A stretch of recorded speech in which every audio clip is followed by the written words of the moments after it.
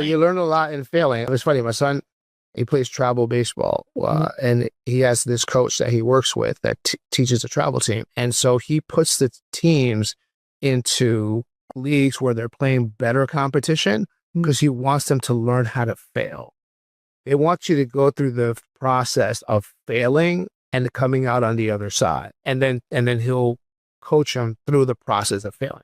It's okay to fail. That's phenomenal. It's okay. That's a great tactic. Let's tie it back to baseball, right? Think about this. 7 out of 10 times a baseball hitter will fail in baseball. So if you fail 7 out of 10 times, that's a lot.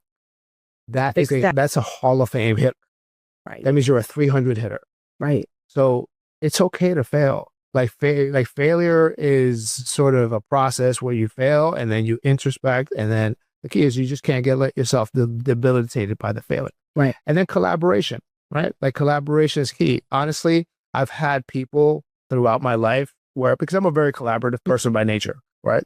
And so I feel like that's kind of like helped me a little bit. Yeah. And I've had people that, not everyone, but you have people in your life that I can kind of point to from high school all the way through today that I've made connections with that help me on my journey, whether by the advice or teaching me or whatever the case may be. And even today, I'm always on a quest to learn, right? I don't really think that I've gotten to the point where I know, and I always feel like I don't know enough. Right.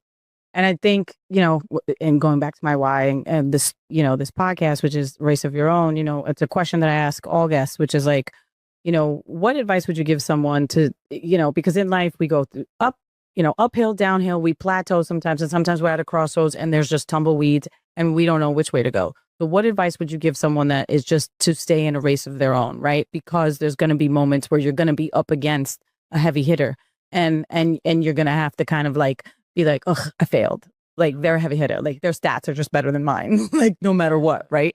So what advice would you give someone to stay in a race of their own, just in life, right? Across the board. Life is not linear and it's a marathon, right? And with peaks and valleys. And so I think that if you have a goal, right? And that goal is at the end of a horizon, you want to make sure that through the highs and lows, you can kind of sort of stay even, because, it's the problem is that when you, and I experienced this a lot early in my days where I would get so excited about the fact that so-and-so was interested in like maybe possibly like looking at my stuff and possibly carrying my stuff at Blooming. And I would get so elated.